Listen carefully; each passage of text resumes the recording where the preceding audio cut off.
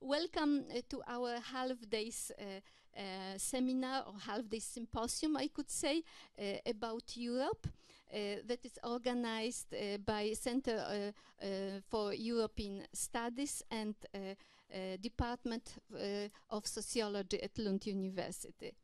As I said, we will focus on Europe today, and we will have two eminent speakers. Professor Zygmunt Bauman from Leeds University and Professor Aleksandra Jasinska Kania from University of Warsaw.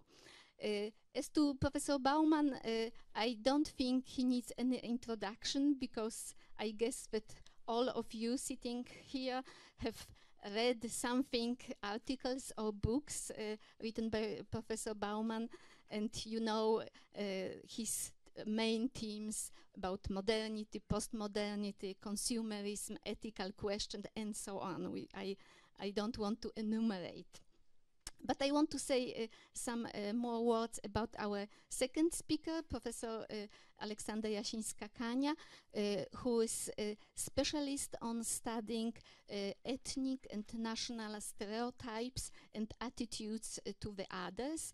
And she's very much onto theoretical sociology, and is actually an old student and or doctoral student to Professor Bauman. So you see all students sitting here. In the future, you can sit close to next to your teachers and have a lecture with so many listeners here. The order of the day is as such that first Professor Bauman will have a lecture about 40 minutes, followed immediately by Professor Jasinska Kania, and afterwards we take a break. And after the break, there will be lengthy discussion with audience, when you have possibility to put all possible questions to both of the speakers. So now it's time to start, and the floor is yours, Professor Bauman.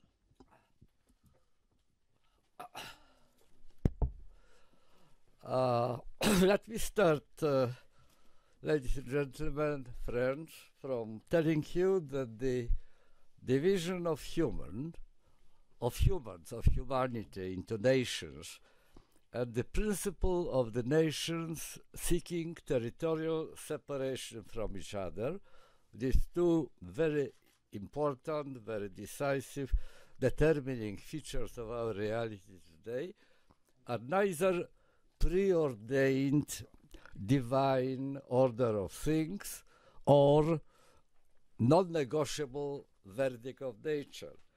In fact, we are referring here to something like, 300 years period between 30 years long religious wars between Europeans in 1617 to 1648, and 30 years long war among European nations in 1914 to 1945. 300 years, not very long. Laughably, ridiculously short if looked from the perspective of Lund, for example, a town which is perched on a long series of layers measured not in years, not even in centuries, but in millennia, reaching down to Paleolithic times. Just a short episode in human history we are discussing. And an episode in human history which is by no means finished. It is still going on. In 1931, the last census of the population in my country, in Poland, in statistical report of the result of the census, you find 707 and 833 people who in the table of nationalities are recorded under the name of the locals. Those of you who know Polish, in Polish it was tutejsi. living here. That was the answer. They didn't understand the question about nationality. It was in 1931. At the same time, in 1930s, in France, there was a research done among villagers, French peasants living in countryside. They were asked the question what they understand by the phrase le pays, the homeland, the fatherland. Well, what was found out, much to astonishment of those who conducted them, who came from Paris, was that on the average, what they called the le pays, their homeland, had 15 kilometers in diameter.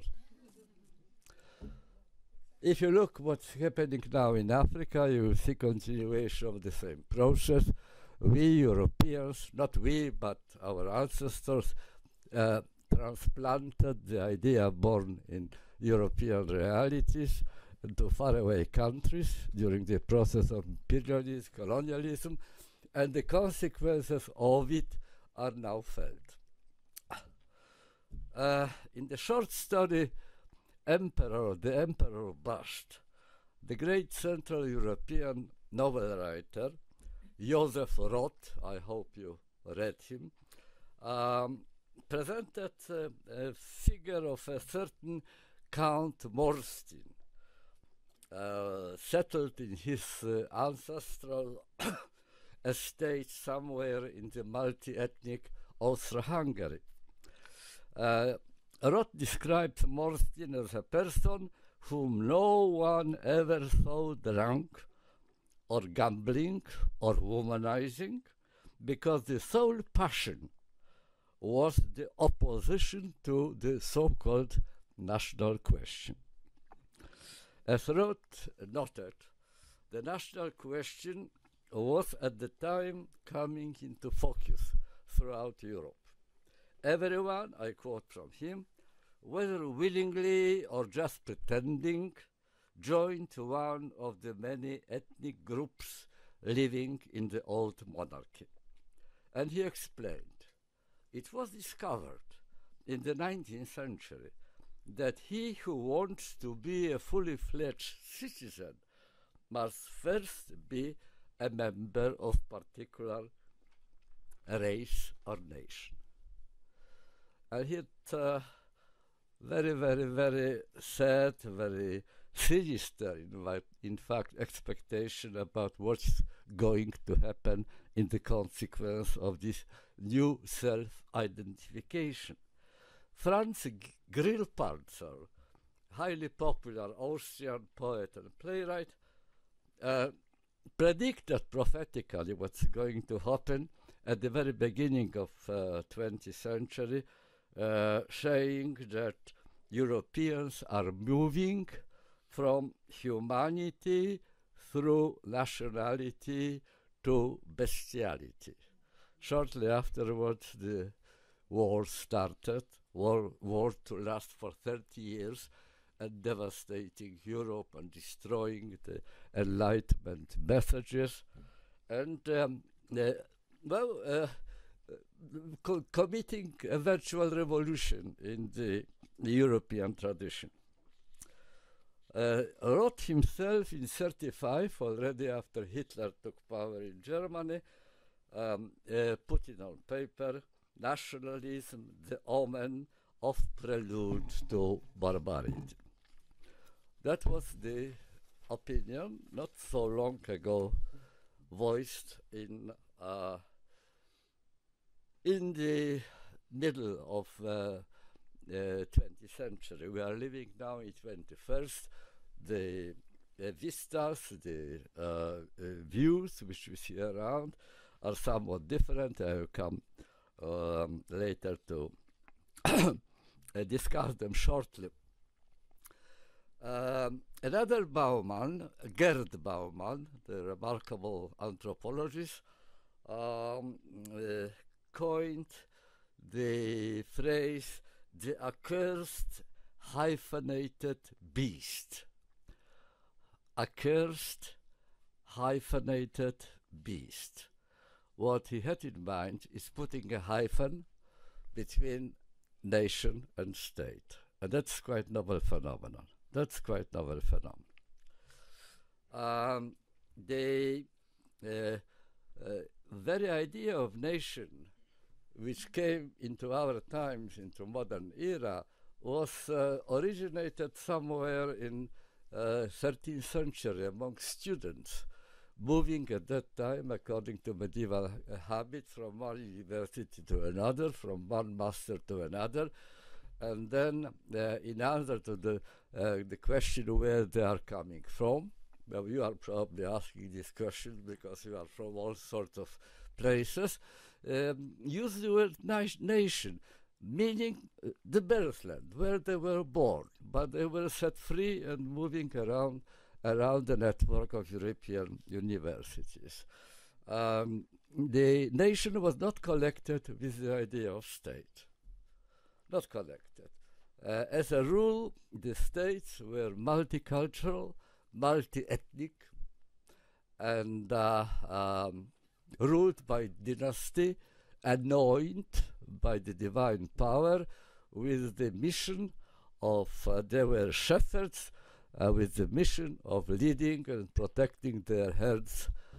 That was the one idea of power, the patronizing, paternal power of the king, anointed by God, and the other idea, advanced retrospectively by Ernst Gellner, the great anthropologist of 20th century. It was a dentistry state. Why dentistry? Because specializing in extracting taxes by torture. So these two concepts, nothing to do with nationality, nothing to do with a cultural unit.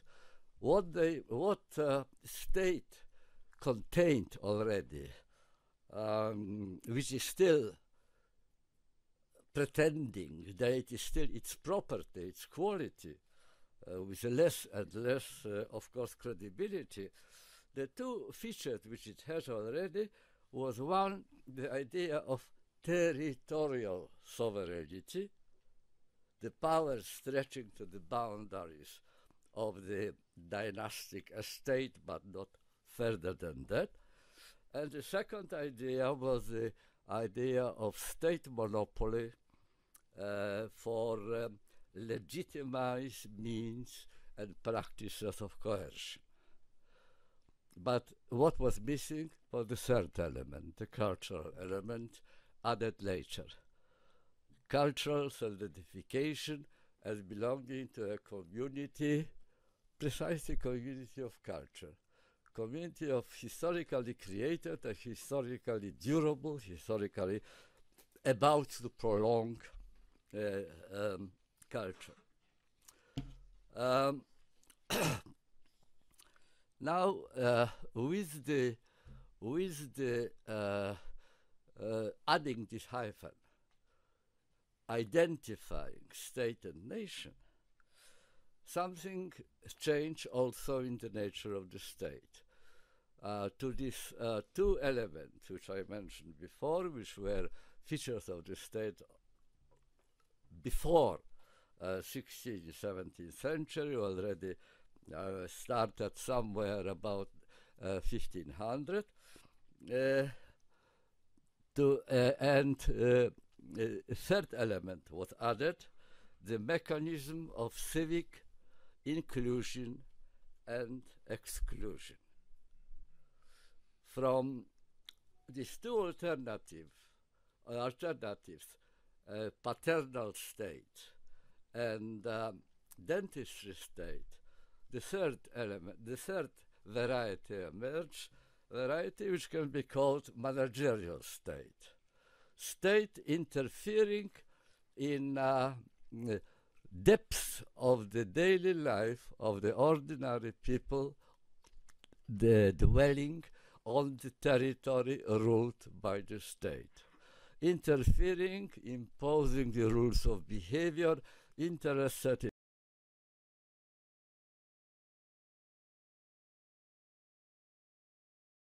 the previous state left to the discretion of of residents on its estate. New kind, modern state. We call it modern state, and this state still, well, the inheritor of this state still pretends to have both the ability, intention, and the efficiency to achieve this effect. The one effect of the emergence of the managerial state is the new demand of people who dwell on its territory, of integration, but integration not with, but integration into. Integration into the state, assuming that there is already well-entrenched, stable, well-defined way of life which is associated with a particular territory. Now, if you want to accept it, if you want to surrender your identity, if you want to forget what you are and just accept what other people do and follow the example, then you can stay. If that is at all possible, of course. If you don't like it, well, you are free to go away. If you are not willing to go away, we can actually kick you out. Inclusion, play of inclusion and exclusion, deciding who is the right person to be here, who has no such right. Integration with, unlike integration into, means something else. Prospect, which is theoretically possible, some people advocate in development, it advancing, it putting into operation, but it is in a very initial stage of its birth and development, if at all. Namely, it assumes, it suggests, implies a dialogue, engaging in a conversation, socializing, leading, perhaps, as the great philosopher Gadamer proposed, to the fusion of horizons, not to surrendering different identities, preserving them rather, developing them, enriching them by interaction with other modes of life usually around, but debating the modus convivendi, the ways of living together with difference,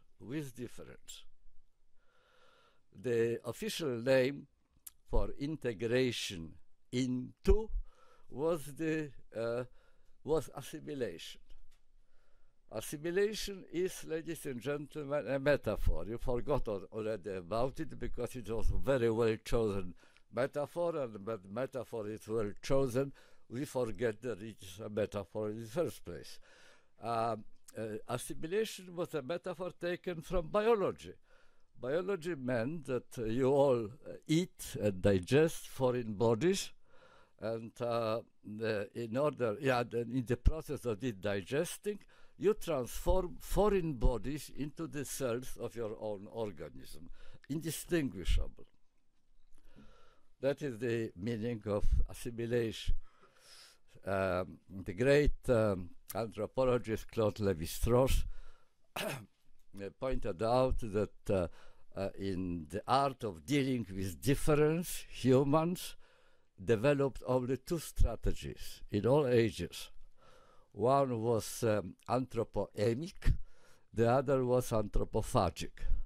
Anthropophagic meant eating them up. It started from cannibalism and ended with assimilation. You could eat them bodily, you could eat them culturally, but you ate them.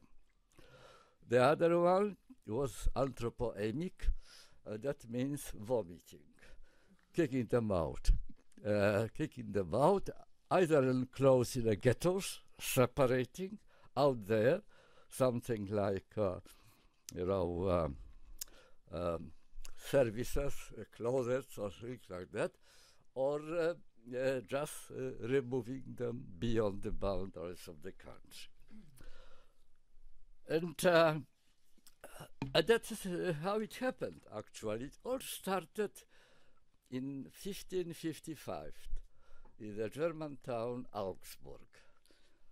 It was during the war between Reformation and Counter-Reformation. Europe was devastated.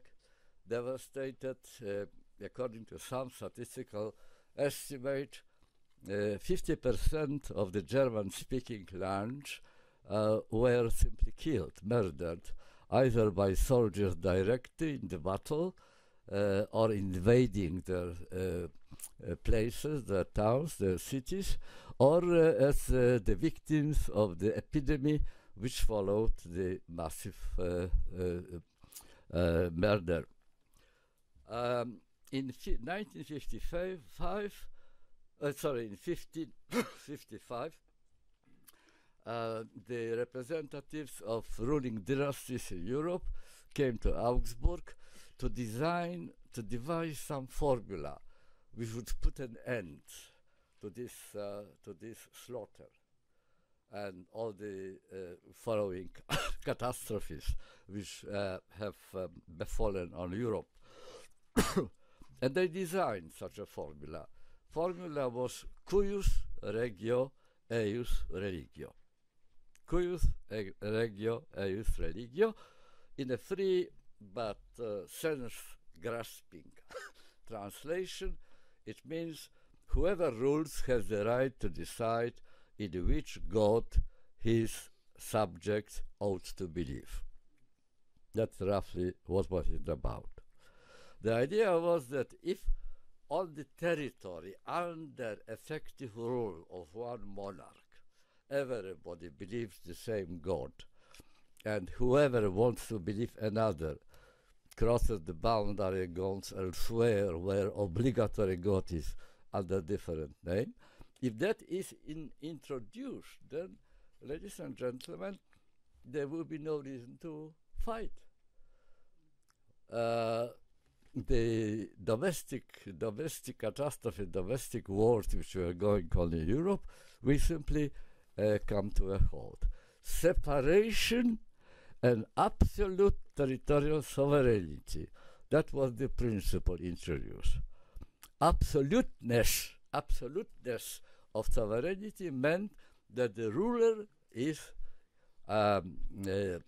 given the right and exercising this right to decide every detail of life of his or her subject, which he considered important for raison d'être, raison d'état, the sense of the existence of the state which he rules. It was 1555, but, ladies and gentlemen, it took almost another 100 years, almost 100 years, until in 1648, the representatives of dynasties once again gathered in Germany, this time in Münster and Osnabrück, in order to make this formula really working. So the real beginning of the modern, first of all, modern territorial sovereignty, first supported by the religious unification, and then slowly being transformed into national unification. I would put it this way: replacement of the religio in this formula by natio, but formula unchanged. The principle of separation between culturally different territorial sovereignties was preserved, was already created in Münster and Osnabrück in 1648. It was 1648, it took about 200 years for this formula to be really transformed into cuius regio eius natio. That happened in 1848, as you know, which went down in history as the spring of nation. The principle of national nature of sovereignty, putting a hyphen between nation and the state. The turning point in modern European history after universalistic hopes and intentions of enlightenment in the 18th century, that is actually what happened. Max Weber put it this way, very, very bluntly: transformation of French peasants into Frenchmen. How did it happen? Well, there were very good actual institutional solutions to the problem, to this nation-building idea, putting that in operation. First of all, there was a Ministry of Education and unified national curriculum taught in all schools and together with the duty of schooling. Every child must go to school. The second was universal conscription. Every citizen obliged to serve the king and the country. That was the formula.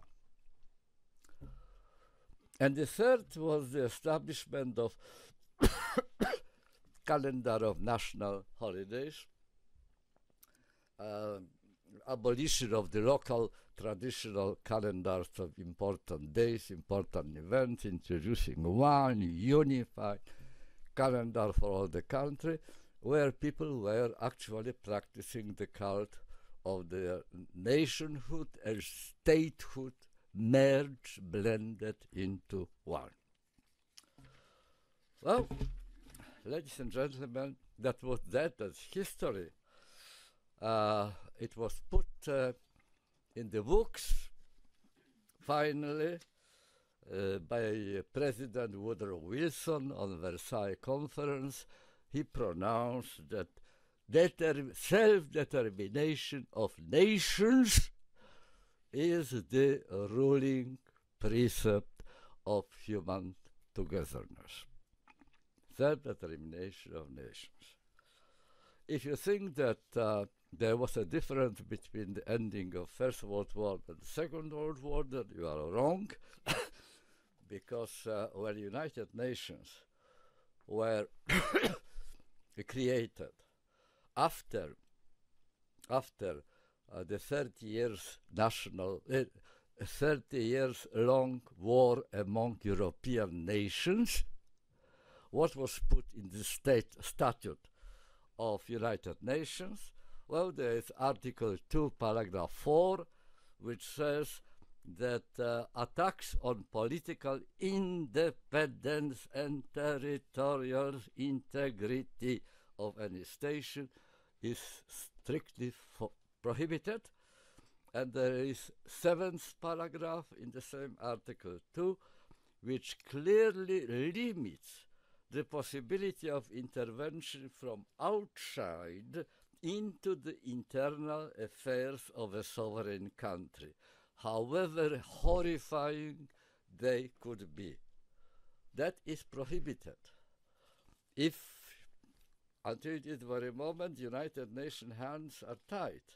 If they want to interfere in something inhuman going on somewhere, they have hell of work to do to achieve some sort of a legitimation for intervention. Well, ladies and gentlemen, today we observe what we observe. We observe resurrection of nationalism. There is no hiding. That's actually what is currently happening. Well, may I quote you again? I will quote from Adam Daniel Rothfeld, very acute analyst of political affairs, contemporary world in Poland. Now, what he says suddenly turns turns out that much of the public opinion in democratic states, which for years have backed the building of a common Europe free of xenophobia, of populism and extreme nationalism, is swayed now by primitive demagogy, accounting to slogans like France for Frenchmen, Finland for the Finns, Netherlands for the Dutch. Until recently, these countries were seen, in the opinion of Europeans, as icons of tolerance and openness. And let me add to that the signs, the symptoms which Rothfeld noted, since then, when he noted them, stopped being just marginal phenomena, and on the political spectrum, on the fringes of society, they are by now having been transgressed the boundaries of the political hardcore. They are influencing very heavily the policy of parts of culture of political elite, which, on the other hand, does not accept the slogans they are pronouncing. What it all amounts to, this kind of tendency, is tendency to dealing with the difference by separation. Again, separation. Separation which is no longer separation between boundaries of the countries. It is separation which is privatized like so many other aspects of social individual life in our liquid modern society, as I call it. Separation which is left to the discretion and made into duty of every individual. As Ulrich Beck, the great sociologist, unfortunately already no longer with us, put it, every individual in our liquid modern society is obliged to find individual solutions to socially produced problems. So it is now privatized. You are in this business of performing the principle of separation, which I emphasize it as strongly as I can, which is not a solution to the problem of difference, of differentiation, of variety, of multicultural neighborhood. It is only sweeping the issue under the carpet. Because separation means that you stop communicating. Separation means that you don't engage in conversation. Separation means that having enclose yourself in a gated community, or creating, as most of us do, on Facebook, we create ourselves the comfort zone. We listen only to voices which we like. We switch off, we delete voices which we don't like. We achieve effect which on the street is impossible. Street is teeming with people of different culture, different languages, different ways of behaving. You can't switch them off. On Facebook, you can. And I suspect that this is one of the explanations, not the single, but one of the explanations of the tremendous success of Facebook. Why Mark Zuckerberg made his $50 billion on stock exchange, because we like having a comfort zone in this hurly-burly, insecure world which we inhabit. Comfort zone, you can call it a hall of mirrors, because you see only sides which are reflections of your own face, or you can call it echo chambers, because the only sounds you hear are voices applauding you and repeating what you have said before. So these are comfort zones, unfortunately available only online so far, with the intention only to transfer them also to the world offline. Now, big question, where from it comes? I suggest to you, provisionally, I'm still thinking through this issue, which is developing, and I think that it's a product of two processes which took place in the last few decades. Certainly after the Second World War, so-called, or after the 30 years war between European nations, as I put it. One, the process of negative globalization. Why negative? Because the forces which have been so far globalized are exclusively the forces which are not interested in maintaining the status quo of territorial sovereignty of nation state. Not interested. They are interested and already free to break, to transgress boundaries, state boundaries, to neglect the local customs, the local laws, to travel freely all around the world, being extraterritorial. What are these forces? Well, financial capitals, industrial capitals, trade capitals, arms traffic, terrorism, drug traffic, and things like that. They are already globalized, no question about that. However, the forces able to put them under control have not been globalized, not even begun to be globalized. They are as local as before. Now I call that, ladies and gentlemen, divorce between power and politics. By power I mean the ability to have things done. By politics I understand the ability to decide which things ought to be done. It was assumed that these two forces, which are commonly, jointly necessary for efficient elective action, were in the hands of the nation state. That is already not the case. Much great sector of power evaporated from the level of a nation state into the no man's land, or as Manuel Castells called it, space of flows, not under charge of any particular political institution in existence. That is the era, that is the sphere of power emancipated from political control.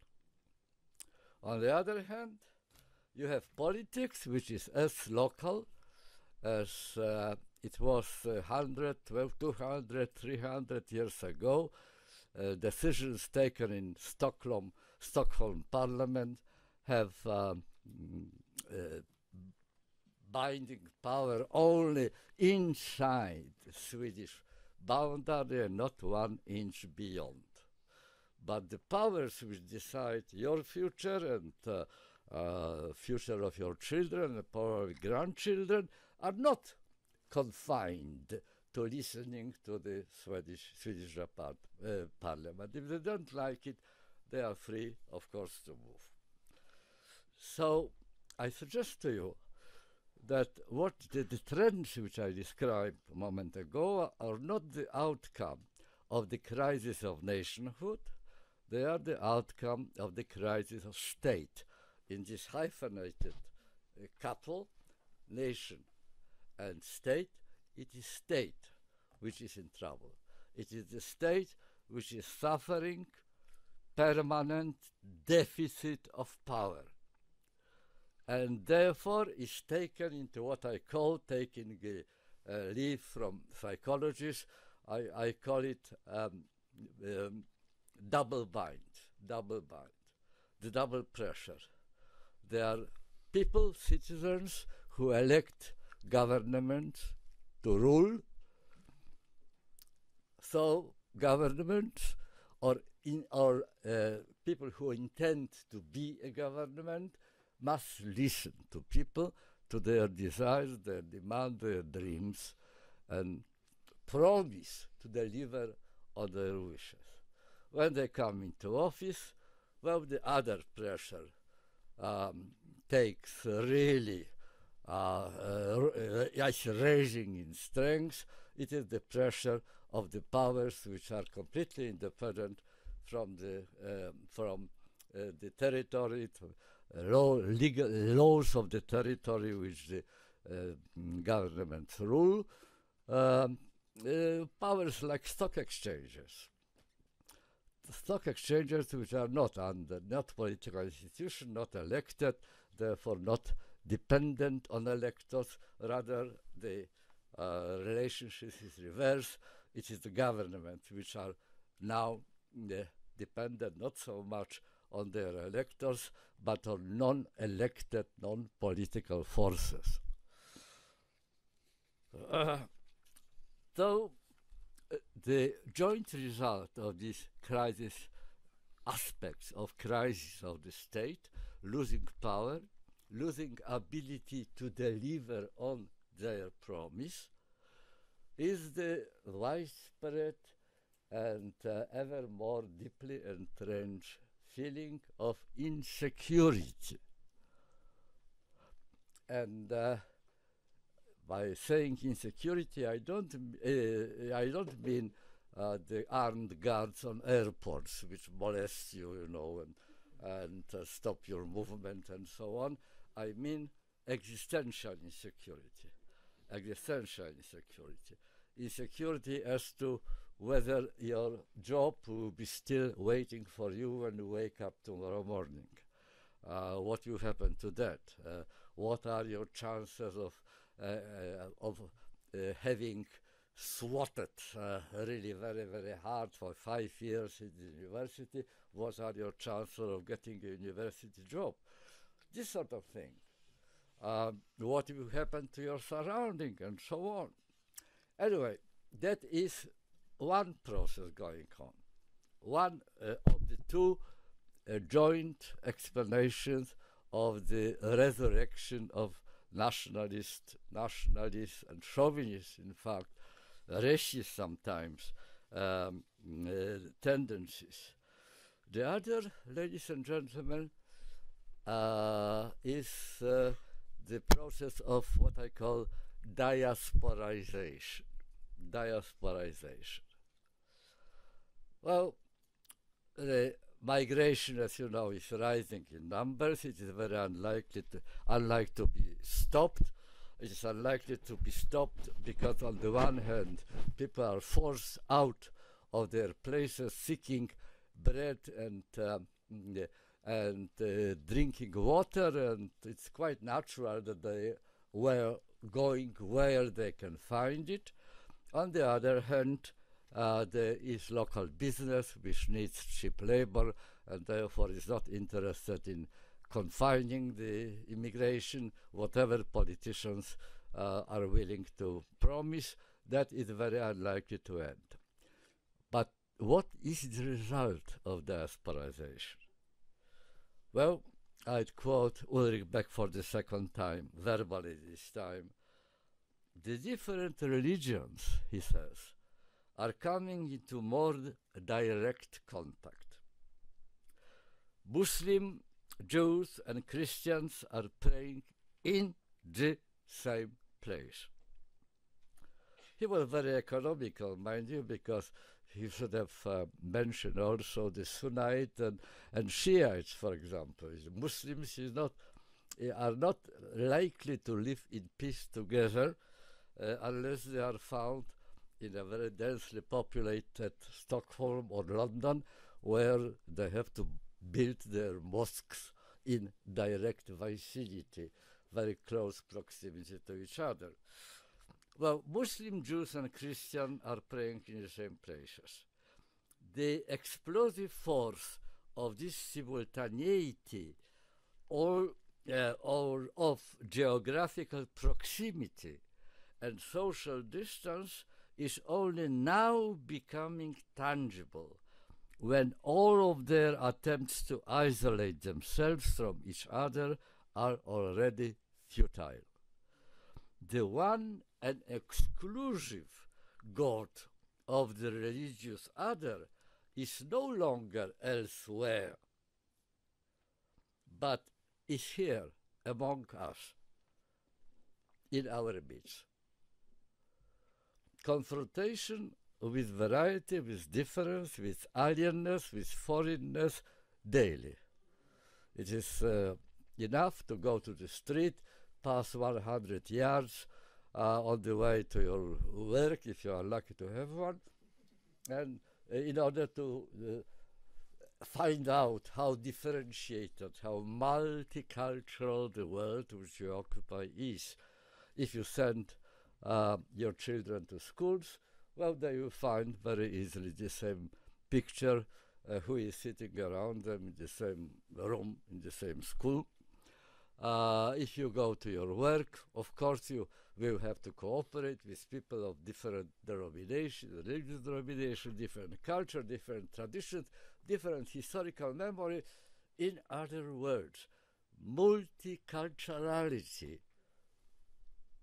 I emphasize multiculturality, not multiculturalism.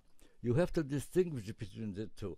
Multiculturalism is a policy of Pontius Pilatus gesture, washing your hands.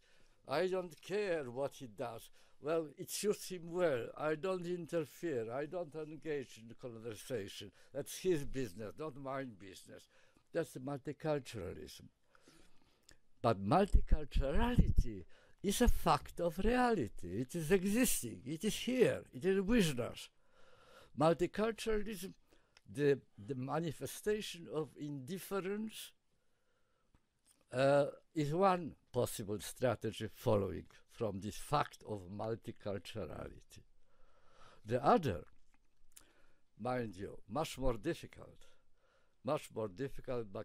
because engaging, because involving, because long-term, because not having guarantee of success attached, is the strategy of dialogue. Strategy of dialogue, which adopting of which, I suggest to you, my dear friends, is a matter of life and death, really, for the contemporary world. Either we master this art of dialogue, or we are all going to sink in the same boat in which we are already sitting. What is dialogue? Well, it's a very long story. Perhaps if I live long enough and if a host here in Lund can stand me after my lecture, so perhaps sometime I will bring you a lecture about dialogue. But for the time being, I want only to quote Richard Sennett, one of the greatest living sociologists, and he gave three-partite formula of dialogue, very convincing, how unfortunately very generalistic, not necessarily showing you how to proceed, but giving heuristically correct advice, what to choose in case you come to the crossroads. Tripartite, first element, informality, second, openness, third, cooperation. Dialogue, which is informal, open, and cooperative. Informal means you don't set the rules in advance. Rules of procedia should emerge in the course of dialogue. If you come convinced that you already know how to proceed, then you can accepted that in advance, before you started, you already failed. The other is openness. Openness means that you approach dialogue in a double role of a teacher. No, you must be a teacher, mind you, because otherwise what for you are there? You have to bring something interesting, new, unknown to others. That is where your participation is valuable. But teacher and a disciple. So you must accept in advance that there is a clear-cut possibility that you may be proved wrong. That's very, very demanding demand, so to speak. Normally we join discussion, being humans, and self-loving humans, we enter this debate with the intention of proving that I am right and you are stupid. That's roughly the attitude. Now, with such an attitude, there's no dialogue. You must admit the possibility that you may be humiliated, proved wrong, and that other people, as you are going to learn, have found better solutions to the problem which you are fighting. And finally, the third element, cooperation. Not just talking to each other, but cooperating. What does it mean? That means that unlike very often in public debates, which you see on television screens, when the only intention is to show who won and who is defeated, immediately after such a debate, you have on the television screens, counting the votes. Mr. X defeated Mr. Y. Ha ha ha. Now we know winners and defeated. Cooperation is unlike that. Cooperation is assumption that at the end of the dialogue there will be no defeated and no winners, no gainers and no losers. Everybody will emerge enriched. Because what we are looking for is widening horizons, enriching our own experience, our narrow repertoire of the ways, of means of dealing with the hardships and challenges of life. And who knows, perhaps when talking to each other, we can learn that there are such things. Other people came to it. Other people shown that it is possible. You just overlook the possibility. Everybody ends up enriched. Well, I am not suggesting to you, ladies and gentlemen, that art of dialogue is better than comfort zone on Facebook. It is not. It is much more difficult, much more unnerving, much more irritating, but at the same time, it is something which I very much hope you develop in your life, because looking at your faces, you are very young yet, and you are long life in front of you. You will have plenty of time and plenty of necessity to practice it.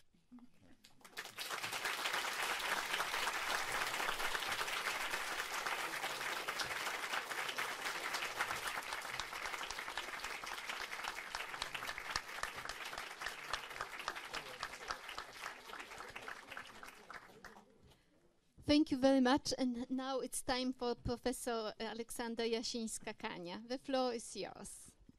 Thank you very much for inviting me. And well, the title of my talk is Crisis and Dilemmas of Democracy, and some attempts to solve these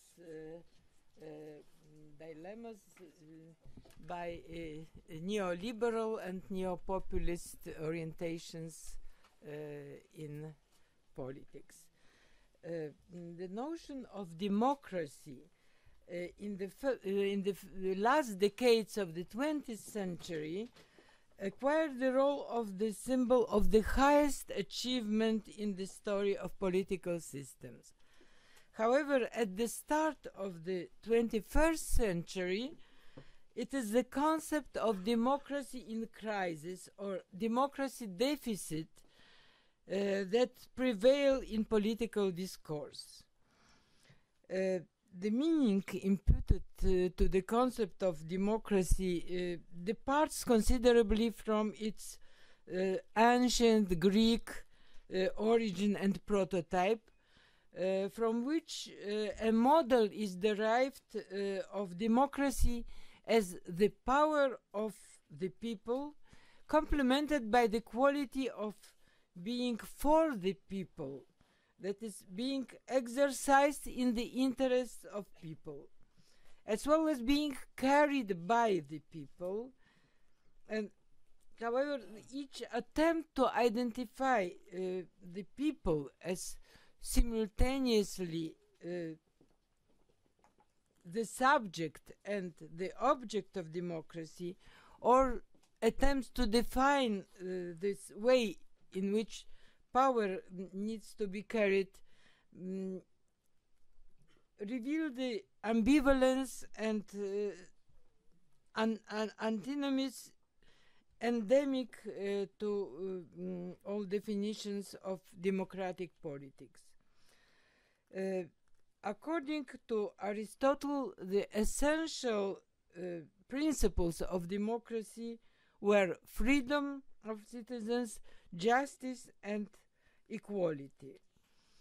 The antinomies between these basic principles, freedom, equality, and justice, are object of both theoretical discourse and practical political experimenting since the times of Aristotle to this very day. To the most important contradictions and conflicts of the democracy belongs the subject-object antinomy in the conditions of demos or people that simultaneously are supposed to rule and being ruled.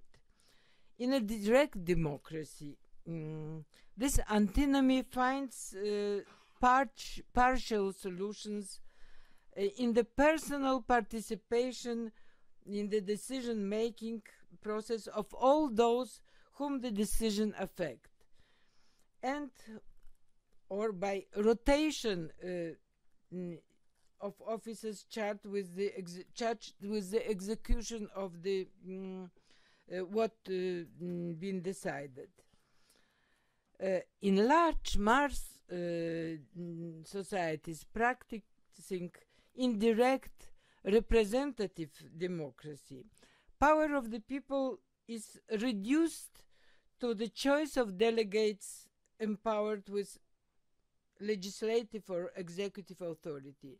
So the gap between the rulers and the ruled, as well as their mutual alienation, mutual estrangement, are growing unstoppably.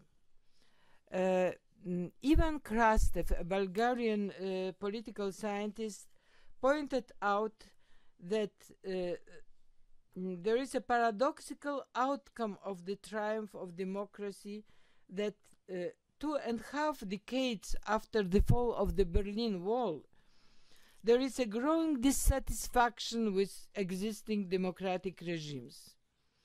The triumph of democracy turned to be also its crisis.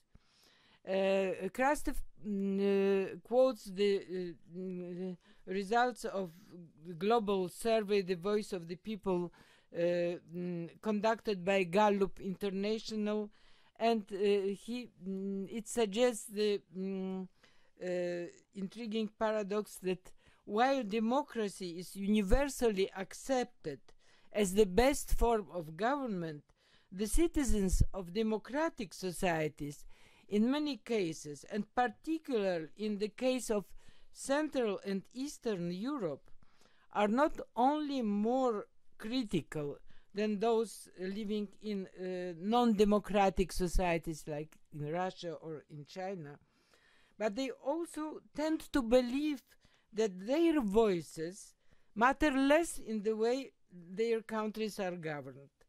Trust in democratic institutions, including trust into elections, is steadily declining. The political class is viewed as corrupt and self-interested. Krastev explains this paradox as the effect of a growing discrepancy between political reality of democratic regimes and the justification of a growing justification by the adherents of democracy, its superiority in terms of speeding economic growth, well-being, rising educational level, equality, efficient governance, and peaceful international relations. Disenchantment with democracy results from a failure of the promises that the introduction of free election, the adoption of a liberal constitution, and freedom of speech can solve all social problems by itself. Similar contradictions are revealed by so-called the European value studies, in which I participated for over 30 years, and it was the survey of attitudes conducted on the attitudes of representative samples of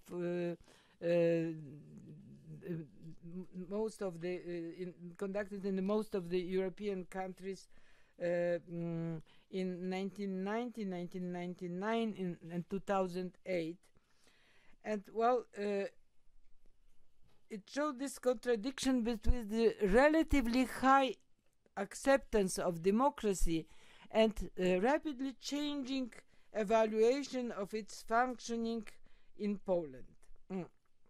In Poland, this result showed the stability of the anti-democratic attitudes and the sense of political alienation expressed by over 2/3 of the population, and relatively low esteem awarded to the government and public administration. But also there is a very high level of, we may say, populist expectations regarding the state of the responsibility of the state toward the citizens, and well, the expectation that the state will be ensuring full employment, access to education, health care, and minimal wage, that it will minimize income inequalities, stimulate economic growth, and protect natural environment. At the same time, the findings show polls tending to favor freedom over equality. They also demonstrate the pro-free market, liberal and right-wing attitudes fluctuating together with the change in party political rule. These seemingly incoherent attitudes express these contradictions and tensions between the basic principles of democracy, freedom, equality, and justice. But they also reflect the conflicts between liberal and populist political orientations related to imbalance between these principles. Jerzy Szacki, a leading Polish sociologist, in his book on liberalism after communism in Poland, expressed the opinion that one of the reasons for the weakness of political liberalism seems to be tendency in Poland to understand democracy in an archaic way or etymologically. It is assumed that the political majority should have special rights in all areas of life, and that the restriction of these rights depends on the benevolence of the majority. Liberals, in contrast, appeal to the inalienable rights of individuals, and on this basis argue that minorities have rights too. Many supporters of this archaic understanding of democracy believe that majority rule should not be restricted in any way, and that someone who has the majority behind him can shape things after his own fashion. Such meaning imputed to the concept of democracy belongs to sources of populist tendencies that are reappearing on the political scene in Poland, but not only in Poland, in many other countries as well. Liberalism and populism in their classic forms were opposed as economic and political ideologies. Liberalism as an ideal type emphasizes the principle of freedom over equality and the constitutional rights that guarantee the liberties of people. Liberalism advocates the principle of a universalistic, elective, and contractual bonds between free and rational individuals, as Victor Armani pointed out. Populism, on the other hand, has usually been associated with a romantic, organic, naturalist conception of the social order, which is also collectivist and strongly nationalistic. Populism emphasizes equality and unity of the people, and the concept of democracy as an expression of the general will of the people. Olga Wysocka, a Polish political scientist, used a metaphor of democracy as a construction of two pillars. One pillar is an expression of popular will and choice.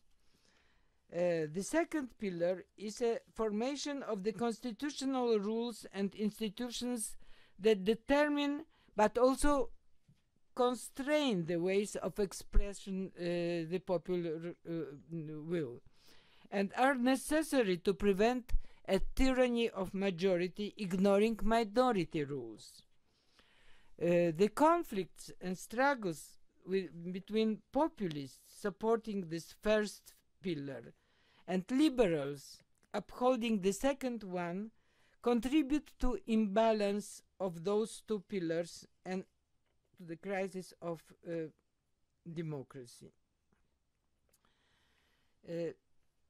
Populism claims to represent the general will of the people, and as a political ideology it considers society to be ultimately separated into two homogeneous and antagonistic groups. It's considered there is a gap between the pure people and the corrupt elite. Populists accuse political elites of abusing their position of power instead of acting in the interest of the general public. They also go further to argue that there is a conspiracy of the elites against the people. Populism appeals to simple rules derived from the common wisdom of the people. So its rhetoric is often embellished with reference to local tradition, religion, and national culture, and is opposed to the alleged cosmopolitanism of the elites. Populism appeals to all those who feel themselves being victims, excluded from and deprived of benefits of modernization, the economic development, and transition to democracy. Deprived by the corrupted and immoral elites who keep for themselves all these benefits. In addition, populism needs a charismatic leader in order to unite the people.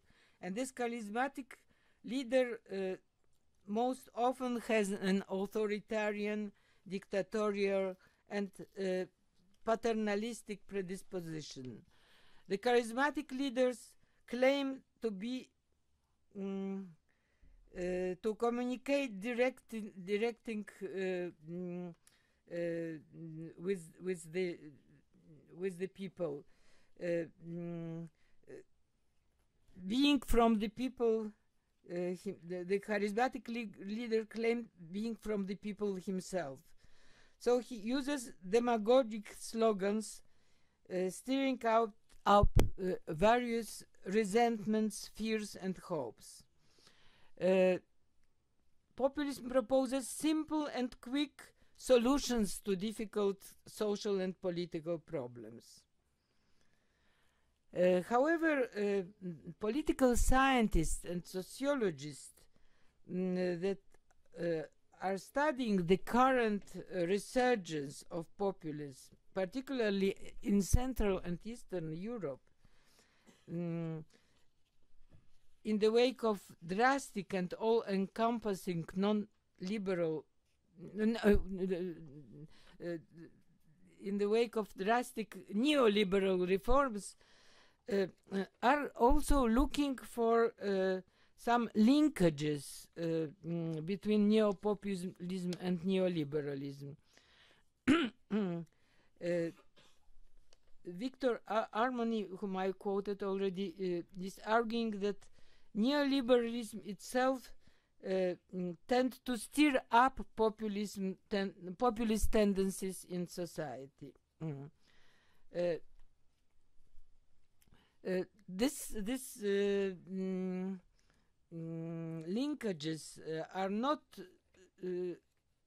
found only in rhetoric, as the instrument of political strategy in order to gain and maintain power.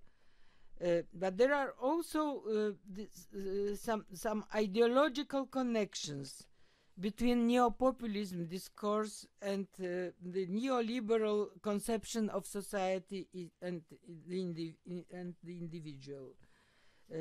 Kurt Weiland says, and I quote, "Neo-populism and neoliberalism are both anti-organizational in their majoritarian or individualistic bents respectively. In their conception of democracy, they stressed counting numbers, like one citizen, one vote, as the main criterion. And in principle, they refused to recognize special weight, such as the economic clout of business groups. These affinities have allowed neoliberals and neo-populists to coincide in their targeted sources of mass support, mainly unorganized and marginalized strata. They also have similar efforts to centralize power at the apex of the state, a top-down approach to impose economic reforms. They are similar in their capacity to elicit popular support by promising to avert much greater damage caused by the economic crisis or an invasion of immigrants. In a comparative study of the impact of populism in liberal democracies, conducted in 8 countries, initiated by, the study was conducted in Belgium, Austria, Slovakia, the Czech Republic, Canada, Mexico, Venezuela, and Peru. And the study was initiated by Cas Mude and Cristobal Rivera Caldwasser. The authors looked for answers to the question whether populist created threat or a corrective to the liberal democracy systems. In their finding, the corrective effect is fostering political participation by the inclusion of marginalized groups of the people and giving voice to their discontent. Populism could lead to a tyranny of majority and limit the contestation by centralizing power in the executive of leadership and by undermining the power of counterbalancing institutions, as well as by moralization of politics.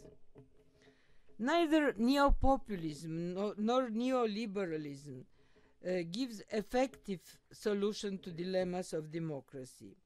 Both are exploiting the same capital of popular anxiety and discontent. There is little chance that this capital will be exhausted as the causes of anxiety and discontent. Means inequality and the estrangement between the rulers and the ruled continue to exist and grow. Conflicts and connections between neo-populism and neoliberalism reappear on the political scenes in such different countries as Central Europe and Latin America, but also spread to other continents, therefore becoming a truly global problem. This new composition on the political stage creates a need to rethink the strategy of developing for political knowledge and program of actions enabling to face up to new political realities.